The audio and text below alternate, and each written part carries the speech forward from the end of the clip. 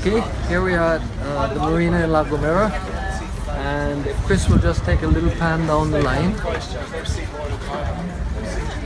You can see all the boats here waiting on this contrary weather to start the race. So we thought it might be a good opportunity to give you a little tour of the boat. It's 28 foot long, 2 cabins, 1 in the back, 1 in the front, 2 sleep in the back, 2 in the front. The front cabin, you can actually, 2 people can lay flat without being covered by anything. In the aft cabin, the back cabin, the bottom half of your body slides under the deck. But Archie and myself are in the back. The front is JD and Peter. The reason for that is myself and JD row, giving Peter and Archie a break, and then when we swap around for the next 2 hours, so it's the vice versa. So everybody has the cabin to themselves when they're off. Now we'll take a look. Here's our solar panels, our VHF antennas, our AIS antenna. An AIS system tells us if any boats are within range, VHF range, and they'll see us by an emergency ping on their GPS. So it's just a protective mechanism. This here is a transponder. It's put on by the race committee. If we trouble that or interfere with it or lose it, we're disqualified from the race. Now that tells us, will tell everybody in the world where we are at any given time. That's the masthead light. We turn that on at night so people will see us. We have 2 compasses, 1 there and 1 there. We also have some 2 rod holders, do a little fishing, try and stay away from that freeze-dried food as much as possible. Let's go forward a bit. We modified ours a bit. The gauges that you see there were here. We moved them, put them up there, and we put a lay-down lean back here, as you can see. If we go next door to our neighbor's boat here, you see they still have the gauges on the other side. So that takes away a lot of comfort space. Everybody's seen ours and they're envious. 3 rowing positions. They roll up and down. I'll show you. These roll 1 here, 1 there, and 1 up front. These are your foot pads. The oars are on either side. 4 pairs. Emergency life raft. That's our flare box, but we've used it instead for our seasoning for the cooking. Okay, before we go in the cabin, that bag there is a sea anchor. This one here, it's all rigged and tied and ready to go. It's a parachute, and if the weather gets bad, we stick it out and we storm it out in the cabins. Or if a man falls overboard and you want to stop the boat quickly, you deploy that. Under here we have some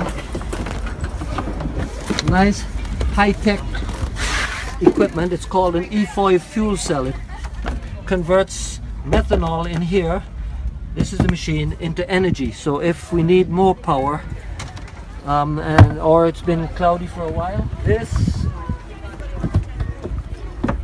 is our water maker down in there. Okay, brand new. That makes us water, and hopefully it won't break down, or we're going to be using another means. Let's do the first cabin first. Up here, let's do this one.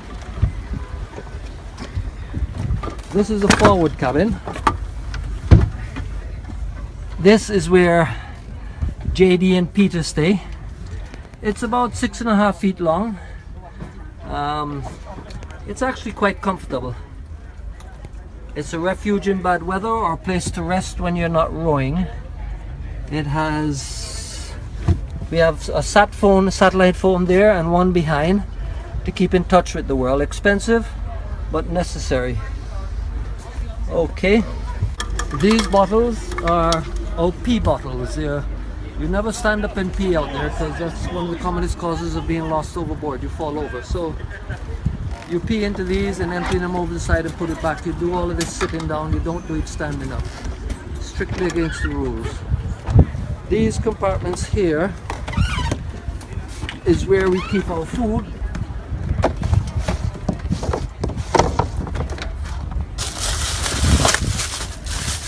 They're freeze-dried packs.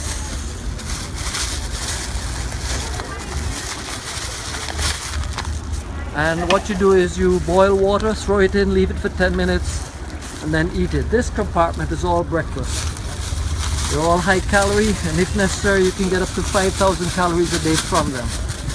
But they don't taste very well. This is our name, the boat name, Wa'omoni. It's the Amerindian name for Barbuda, meaning island of large birds, probably referring to the frigate birds, the Arawak name. Registered in Antigua, the home port is English Harbour. Down below is our logo, the frigate bird. In a compass, see the north pointing triangle and the ocean in the middle.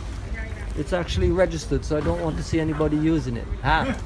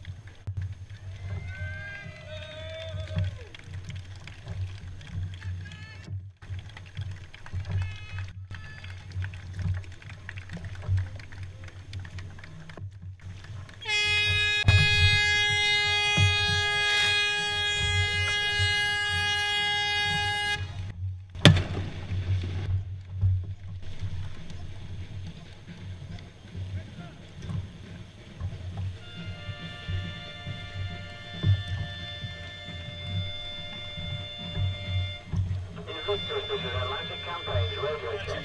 Over.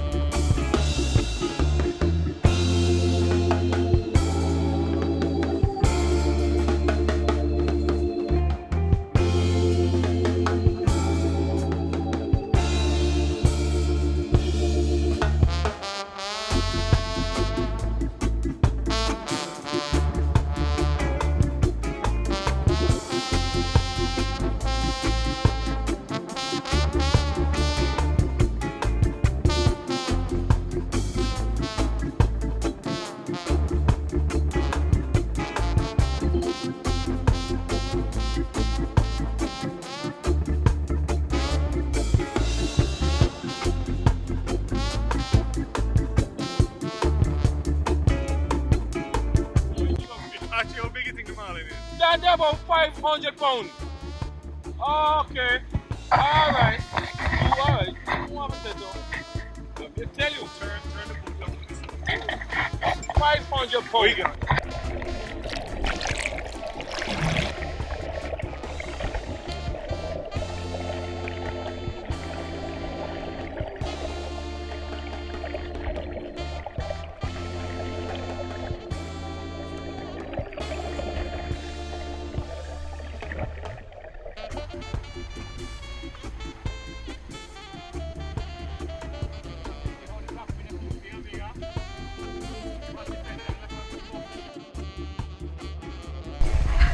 Christmas Eve, sunrise.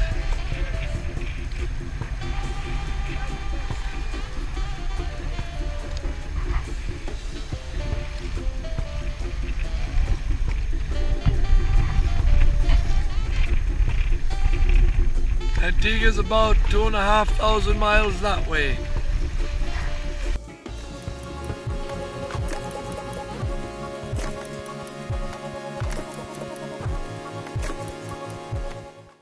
We got some cookies thanks to Jennifer and Michelle, and some candy canes thanks to Mom. So it's gonna be a good day. And here we we go. We have our bottle of rum for Christmas. Archie! Yeah. Merry Christmas, Kev. Can I have a drink? You can have all. You drink the whole bottle. Oh no, just a sip. Okay, folks. This is the aft cabin. Aft cabin. If I don't say it correctly, Peter will curse me. Belongs to Archie and myself. This little piece is Archie. That's me. Now, it's also the electronic center for the boat. The bad thing about this cabin, it's more confined. And when you get those big 20-foot growlers coming up behind you and start to cap, they cap in and come through here and soak the bed. That's why I have this towel in case one catch up on us right now. And it's just total misery for a few days until you dry it out. Okay, let's carry you through a few odds and ends. That's our GPS chart plotter. Here's Africa. There are the Canaries where we left from. And these are our waypoints which we plotted in coming across the Atlantic to Antigua here. And as you can see, we're pretty much on course. That's only been possible as of today. We've been steering 270, as you can see here.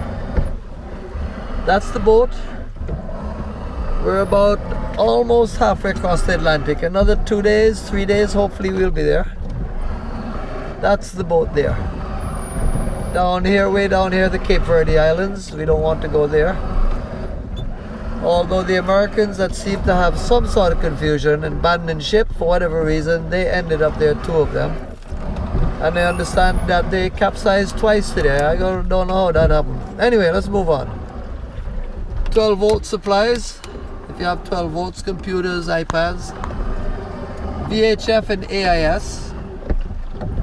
VHF is communicating with ships nearby on radio. AIS, if a ship comes within radio range, we'll see it come up here and this gives us an alarm, and you touch it and it'll tell us the name of the ship and where it's going and everything about it. And they can see us too. These are our battery monitors. The battery power right now is down a little bit above 40% on each. The voltage is just under 12, but a little low right now because it's the end of the day and the sun's going down and we've been using it all day. Up here are the various breaker switches for all our different instruments. Bilge pumps, VHF, chart plotter, all kinds of things. Mast headlights, JD's 12-volt supply so he can charge all his gadgets. And that's basically it. If you want, back here is the rudder compartment. I'll show that to you quickly. Come on, you. And down below you'll see the rudder post with the tiller and the steering ram. It's a mechanical ram. And if you pay attention, I'll keep my mouth shut for a second, you'll see the most ungodly noise it makes 24/7.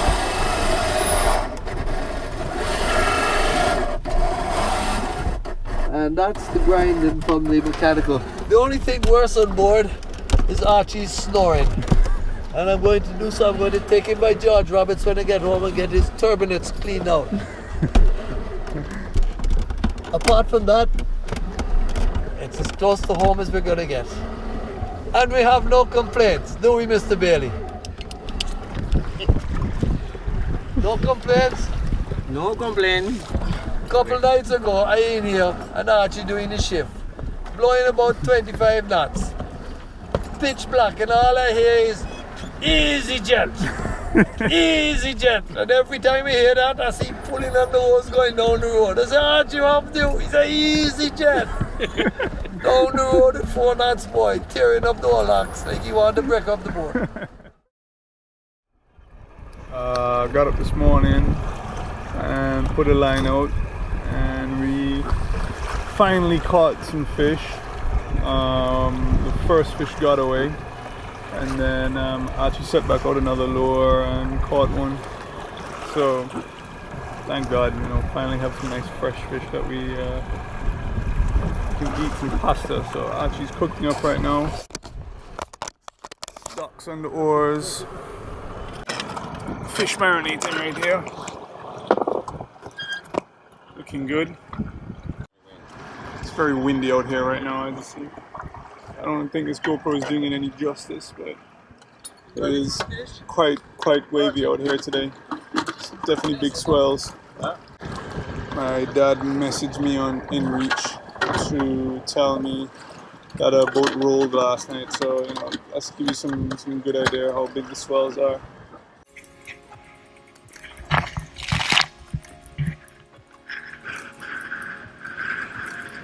This last week has been a really full-on week in terms of the weather. It's been blowing 20-25 knots, 20-foot seas with breaking crest, which I've actually boarded a boat on more than several, half a dozen times. Wow, look at that! That looks like Hawaii 5-0. Wow! That was one in about 50-60. Oh my God! Wow! Yeah, that's going to come in. We're here at the sea anchor waiting for the breeze to come back around after that real crappy storm for 2 days. Just got out the cabin today. We're waiting for the wind to come back from the northwest. As you can see, it's not there. Here we have a visitor. Big old shark.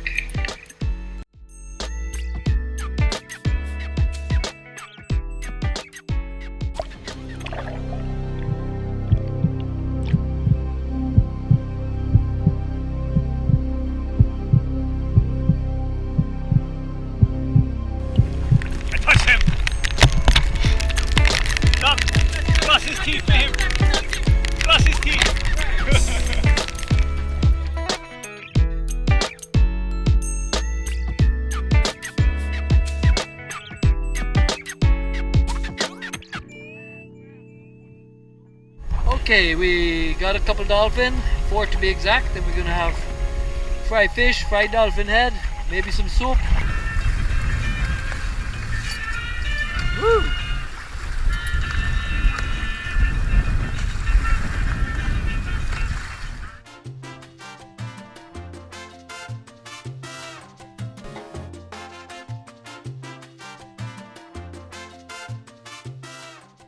Okay, so yesterday was a bit of a downer for all of us. We lost our second ram and we were a bit on the downside, but in the afternoon everything got cheered up, played some music. Archie and Peter smoked up the dance floor on the boat.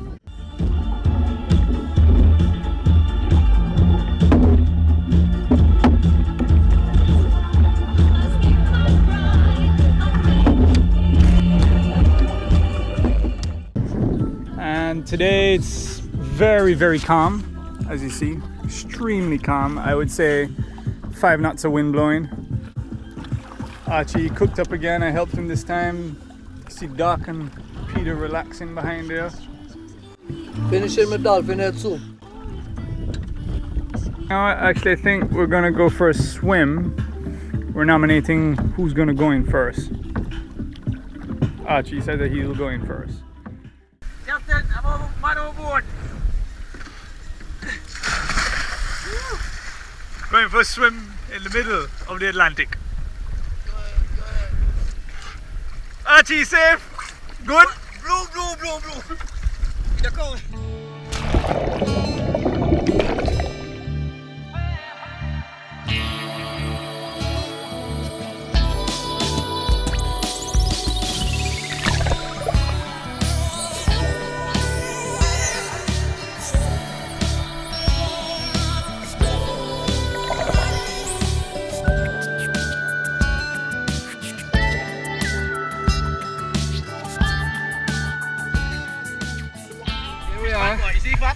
Taking a swimming out in the Atlantic for the second day in a row, just beautiful.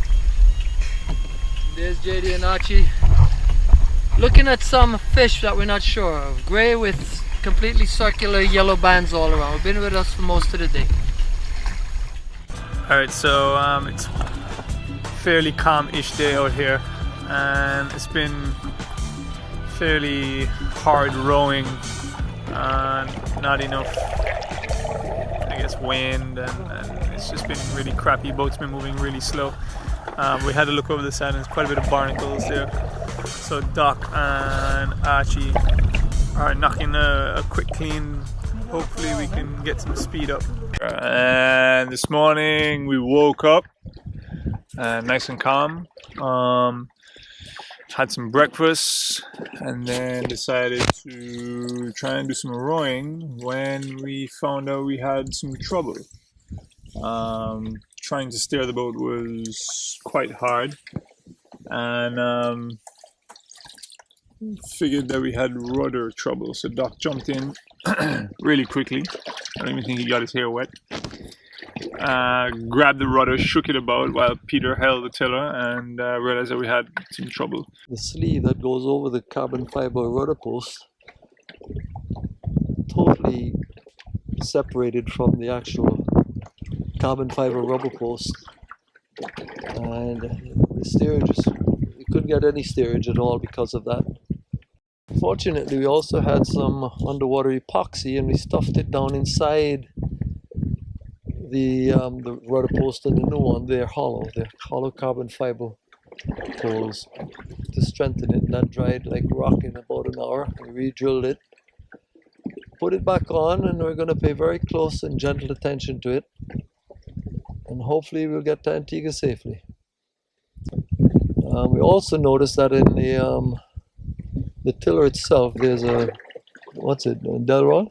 Delron, yeah. A Delron, a plastic-like fitting that attaches to the rudder post and then the tiller arm itself, and that has a big crack in it too. So I think that's primarily just related to the two storms we had. The one about 5 days out of La Gomera, about 10 days. What is it? 10 days? It wasn't a bad storm, but certainly enough to put us on sea anchor for 2 days. And this one we had Monday, Tuesday, Wednesday, yesterday. I've been boating all my life. All of us have been boating. Peter sailed the Atlantic, Archie's fished all over. None of us have seen anything like that. Never really felt life-threatening. I guess because we have a little experience, but we've never seen waves like that. They were as high as the boat is long, and the boat's 28 foot long. And a lot of wind. I think anywhere from 35 to 50, but that's debatable, miles per hour. And that lasted for 2.5 days. And we decided to get up, and once we fixed the rudder today, we're going rowing. Archie and Peter going to try and make 5 knots in real crappy squally weather. Here they are. Easy jet, let's go! Easy jet. Easy jet! Down the road! 4.3, 4.4, 4.5, 4.4, 4.5, 4.6, 4.7. Easy jet, let's go! 4.6, 4.7, 4.8, 4.9, 4.9, 4.8. Let's go, let's go! 4.7, 4.8, 4.9, 4.9, 4.9, 4.9, 4.9. Let's go! No! 4.9. 5! You never bust a 5. Good one. See, Peter's still alive. Peter is still alive. Archie, what do you miss most at home? I miss my family. That's the truth. But out here is so quiet, peacefully. Couldn't be no better. Nice nights with all the stars. It's like you're in heaven out here. Some days the rowing is a little difficult. The wind and the seas. It's a challenge. And that's the fact.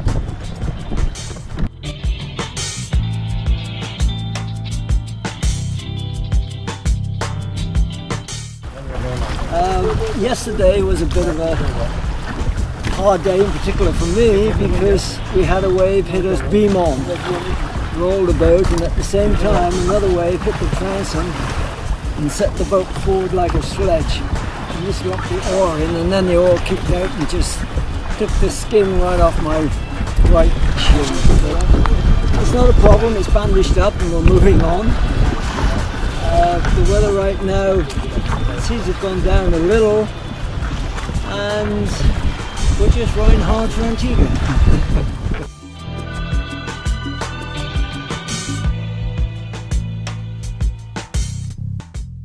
Okay, today is turning out to be an exceptional day for us, one of the highlights of the trip.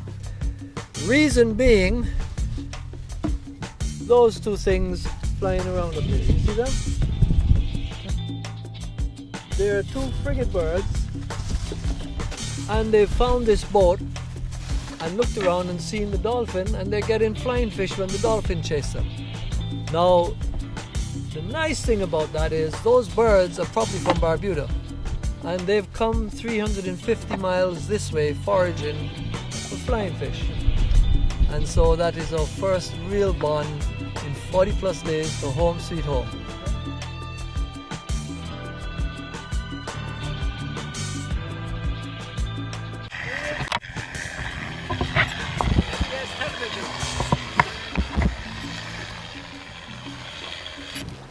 Hi, good morning. I believe this is day 53 of our trip. It's a very big day. It's going to be the last day of our trip, as Antigua is 20 miles ahead. It's now 6:30 in the morning, and we're heading straight down to English Harbour. It's becoming a very emotional time for us. The helicopter flew over us at sundown last night, and it was wonderful to see somebody and talk to somebody other than ourselves for this length of time. We're all in great spirits, and it's been a fantastic trip, and we're very anxious to getting down to the Copper and Lumber store in English Harbour to see our families. We're all still friends and talking. No words spoken in anger for the last 53 days, no confrontations, no bad feelings, and just a wonderful experience and no regrets. And that's it. That's it for me.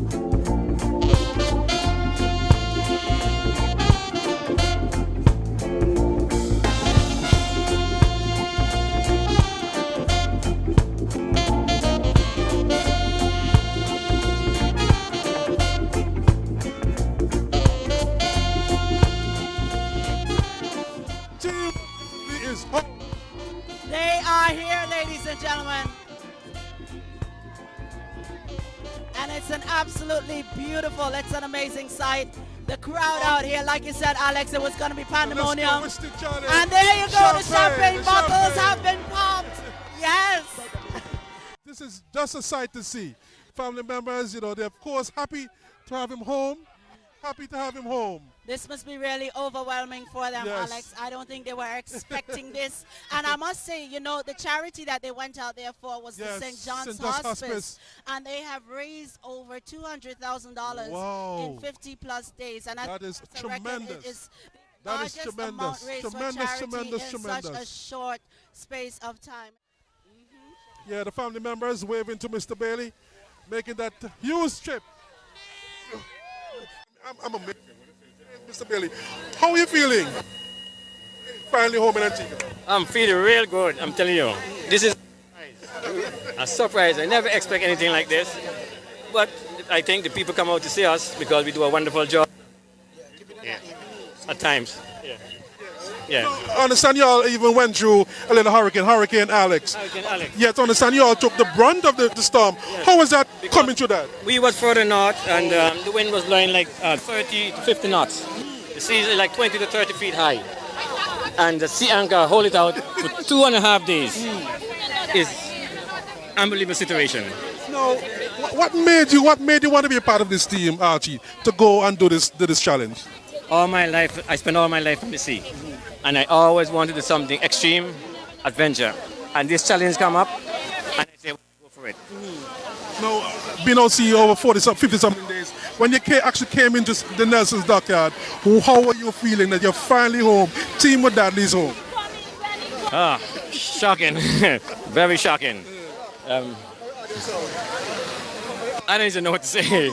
But now I'm hearing from the crowd, because of you guys, Team Wadadli, doing this now, some people always say they want to take challenge, they want to be a part of this challenge. So you kind of, led the way for other people to want to be part of this challenge. Yeah, that is true. That's true. Probably I might do it again in the next couple of days to come. Yeah. Not right now. Not right now. But it is a challenge, you have to have faith, good team, and good crew, and you have to be honest. And well, from the time we leave Antigua, we never have no hard talk, no argument, and that is a good team. Hi, Peter. Congratulations. Welcome home. How are you? Thank you, thank you. We are fine, actually. It's been a long row. We had hoped for something like 40, 45 days. In actual fact, it's gone on to 53 days, I believe. So it's gone longer than we anticipated. Made it that little bit harder. But that was mainly due to bad weather. And were you expecting this turnout here today? What? I said to somebody just now, NASA does a moonshot, they don't get this turnout. We want to say welcome to you and congratulations to you guys. You truly are heroes for doing such an amazing thing, and of course for such an amazing charity as well, the St. John's Hospice. I know they really do appreciate it. Thank you. It was a voyage of a lifetime, and somebody emailed me and said, Peter, this is the icing on your life cake. Oh yes, it definitely is, I'm and sure. I think that summed it up well, actually. All right, thank you so much, Peter. Enjoy the rest of your day. Thank you, I will. We're here with Mr. Fuller, another member of the Team Wadadli. You're here. Welcome home. Team Wadadli is home. How was it, Mr. Fuller? How was it on the water for 50 plus days? It was challenging. We had our highs. We had a lot of lows, particularly with the storms. The beginnings of Hurricane Alex was a challenge. But we got on very well, no confrontations, and it was well worth it. Very well worth it. Now, why, to the viewers and listeners right now, why you actually decided to take on this challenge? It's a grueling challenge. It was a grueling challenge, but something I always wanted to do. You know, they've been coming here every 2 years. That's right. And I don't think I could do it much older. So I picked the crew and off we went. And it worked out. Yes. Had a wonderful time. No, one thing I'm hearing in the crowd now, because you guys, Team Wadadli, made that trip, other Antiguans are thinking about it. Well, my idea and that is I would like an Antiguan team to enter every year. They've made it annually now and it ends here. If they want to be competitive, they got to be young people. It can't be our age, unless they start a master's category, which they don't have. You mentioned you're not going to be young. What is the one thing that anybody want to take on this challenge should do? If you want to take on the Talisker Whiskey Challenge, what's the one thing, important thing they should know about it? The most important thing, and all the rowers say this, 80% in your head. Don't worry about the big muscle guys. Don't worry about the fancy show and all of that. You want to do it. You have to want to do it, and you should be familiar with the sea, and you can do it. And perhaps more important than all of those, you have to be good temperament, so you can sit down with either 2 people if it's pairs or with 3 other people if it's fours, and don't go after each other and kill somebody before you reach in. It's a serious thing. It's happened, you know, knives have been pulled. But the proudest part of my row here is that not a single word was anger or confrontation. And we had a great trip. All right. Well, thank you very much, Mr. Fuller. No, one more thing. What you want to do? You're home now. What's the first thing you want to do? You're home now. Team Wadadli. So we're going to walk into the copper and lumber store. 16-ounce steaks waiting for us, and we're going to eat them. All right, thanks a lot. Somebody up there say hi. All right, Ali, take it away. All right, so like we said, we're here at the historic Nelson Dockyard. It's all about the arrival of Team Wadadli. I'm here with JD Hall. Hi, JD. Congratulations. Welcome home. Thank you. How are you feeling? Words can't describe the feeling that's going through right now. It's very emotional, but so happy to see Antigua. I mean, we woke up this morning and you know, coming off a shift that night, you just see a very faint glow in the distance. And you know, like, it's just a warm feeling of, man, that's home there in the distance, you know. Got up this morning and there it was, you know, and that alone was a huge boost for us as power down the road, you know. And then this morning we had a buzz from the helicopter at 8 o'clock and brought tears to everyone's eyes. You know. Now, I was told that when you were asked initially, how many people do you think are going to be here for the arrival, you said 100. Yeah. You know, like, it wasn't for doing it for any of this for fame or anything like that. It was personally for adventure and, you know, step out of the box and take a crazy adventure. And as I said, you know, none of this was on the thought of it. You know, I thought it was going to be family and maybe a few people, but, you know, definitely nothing like this. Definitely not at this magnitude. No, definitely not. Well, now that you're home, JD, what is one of the first things you want to do after all of this is over? Have a shower. Have a shower and sleep in a nice bed. That's it. You know, eat a good meal. We've been eating packaged food for the last 50 plus days. You know, a good meal would be really nice right now. You know, so. Okay, and what was those last 50 days like for you? What were they like? It was. Some days were amazing. Swimming in the middle of the Atlantic, seeing whales, dolphins all around us. I don't know, man. We battled a storm which later turned into Hurricane Alex. We were locked inside our cabins for 48 hours. And then we went into another storm maybe a week and a half ago. You know, lots of thunder and lightning. You know, being on a tiny boat out there, it's definitely something, you know, that's going through your head like crazy, but it's definitely a warm feeling to be home. And what would you say to other people who are maybe aspiring to do something like this? Because you guys have inspired so many who said, I do want to try this. What would you say to them? Give it a try, you know, like step out of your shell, step out of your box, you know, go for it. You know, someone told me, you always remember the stupid things you do, you know, so I don't want to say this was a stupid thing, but, you know, this is definitely stepping out of my box, and it'll be definitely something for me to take down, you know, and tell grandkids about, and for the rest of my life, you know. All right, mark it off the bucket list. Definitely, for sure. Well, thank you so much, JD. Do enjoy the rest of your day. Thank you so much, guys. Take care. Thank you. I join with all gathered here this afternoon to extend a very warm welcome to Team Wadadli aboard Warburg Morning. It was in 1896 that 2 Norwegians first rowed across the Atlantic Ocean. And 120 years later, 4 Antiguans and Barbudans have made history by completing the Atlantic crossing in just over 50 days, a journey described as one reserved for the brave and courageous.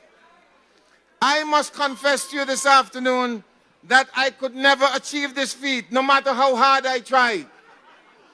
Because when Dr. Fuller first came to me to tell me about it, I said, are you sure you want to do this? He said, Rodney, I am sure. And I must say to you also that it was just a day or two ago, I got a call on my phone and someone said, Rodney? And believe it or not, it was Dr. Nicholas Fuller, my friend and colleague, and I was very happy to hear his voice. So it therefore gives my wife and I great pleasure as patron of Team Wadadli to publicly acknowledge the courage and compassion of these 4 citizens.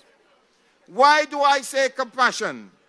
Because through their courageous efforts, Team Wadadli was able to raise over $200,000 for the St. John's Hospice in Antigua and Barbuda.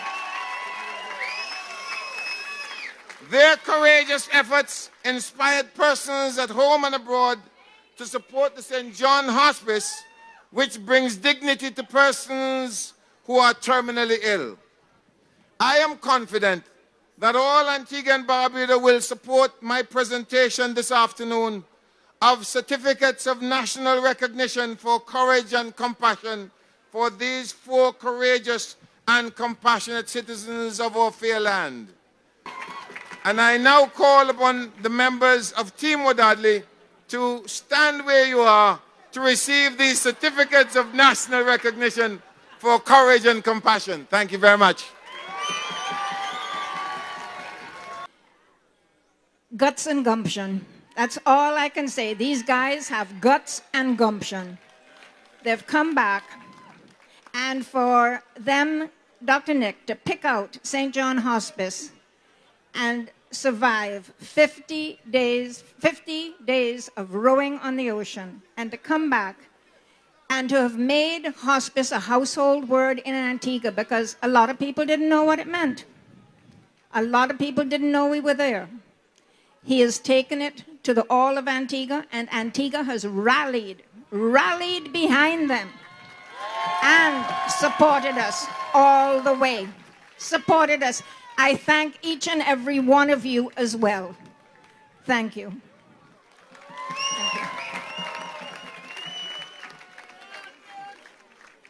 Thank you. It started out just as a personal endeavor, a challenge which I've been thinking about for several years. And I made up a list of individuals I thought I would like to come with me. And it was a short list of about 10. And the first 4 or 5 said, not me, I'm not in that. And as I went down the list, I called Archie. I said, Archie,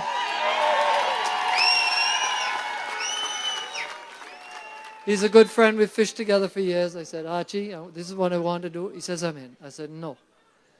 I'm going to call you back in a week and think about it. He said, Doc, I'll come in. I said, no.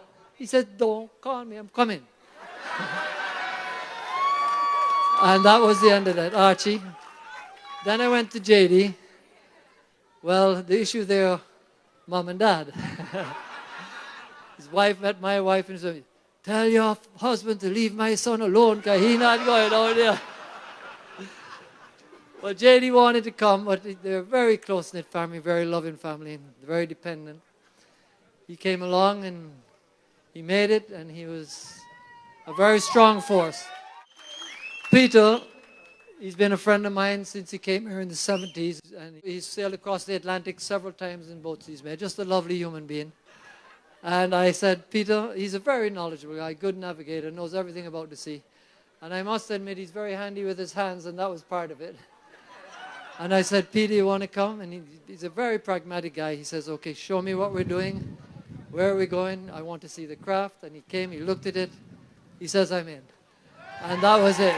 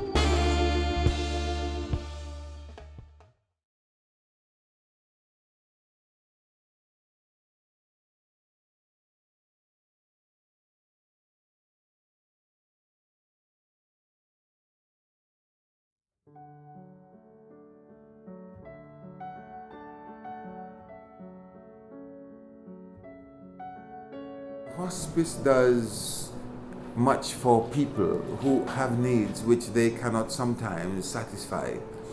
They accept terminally ill patients into the hospice and care for them. And this, I think, is of great help to many families because sometimes they don't have the time nor sometimes the means to help their families who may be terminally ill. The hospice is, as I envision it, a home away from home. It is allowing people to live to the fullest for every day they have left on earth, to make them as comfortable as they can, pain-free as possible. The hospice is a place where relatives can bring their loved ones during the last days. They're not alone, and they're with people who will take very good care of them. Hospice is a refuge for people who are terminally ill and for their families. It's a place where they can come and know that they will be taken care of with love and kindness and with dignity. For some people, you can say maybe it's home away from home. Because when they're at home, especially if the relatives have to go out to work, they're going to have to leave them alone, and they don't want that. So they bring them someplace where they feel at home. The patients have someone at hand at all times. They want a sip of water, it's there. They are turned frequently, if unable to do so themselves, to prevent bed sores. They are assisted by wheelchairs or the Hoyer lift that we have if they're unable to get up themselves, to get into a wheelchair, to move around, to come out into our common room or our garden. They can watch TV. I would think it brings peace of mind to relatives when they know that they have their loved ones in a place that they're being taken good care of. Oh, the hospice, that word brings so many pleasant memories. So many pleasant memories. It was a wonderful time. It was a critical point in my life where I needed care. I'm seeing myself as a survivor because I never knew that I had prostate cancer.